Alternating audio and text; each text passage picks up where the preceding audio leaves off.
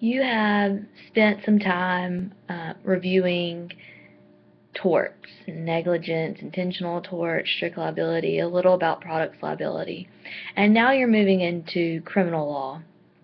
So I thought it would be appropriate to talk about some differences between civil law, tort is an area of civil law, and criminal law. There are a few differences between the two. We know when we talked about torts, specifically intentional torts, that there had to be an intent present to qualify or to meet the standard of the particular intentional tort.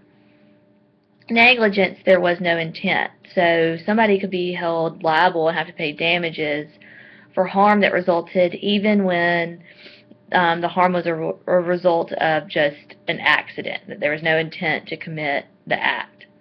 With criminal law, a requisite mental state is required with every crime. Usually the statute will set out the mental state that is required in order to say that the person has committed the crime. And even where a statute does not state a particular mental state, like recklessness, then the courts have said that the person has to, the prosecution has to meet at least a certain threshold of a mental state, of some type of mental intent or state to commit the crime. Another way in which civil law and criminal law are different is the burden of proof that is required in the case. In a civil case, the burden of proof is preponderance of the evidence.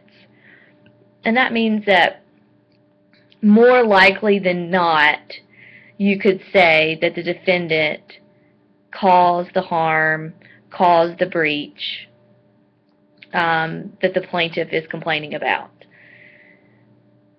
It is not as high a standard of the standard that is required in a criminal case, which is beyond a reasonable doubt.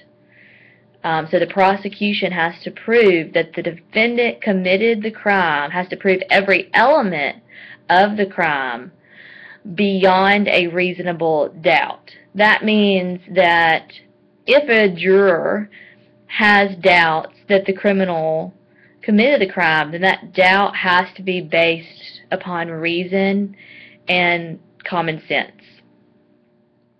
Also, the sanctions are different between civil law and criminal law.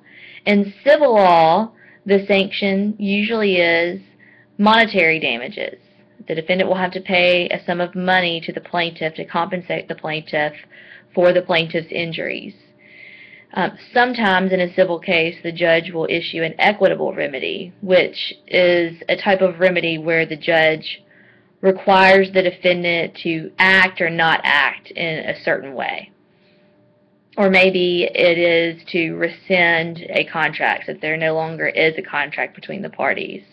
In criminal law, the purpose of criminal law is to punish the wrongdoer. And so that punishment occurs through sanctions such as time in prison, fines, restitution, probation, and community service, just to name a few. Another difference is that in a civil case, the case is brought by a private citizen, an individual. But in a criminal case, the case is brought by an actor of the state, a district attorney or an attorney general, acting on behalf of the state. That's because crime is viewed as committing an act against society as a whole, whereas with civil law, the remedies that are sought after have to do with an individual getting compensated for the wrong that was done to that individual.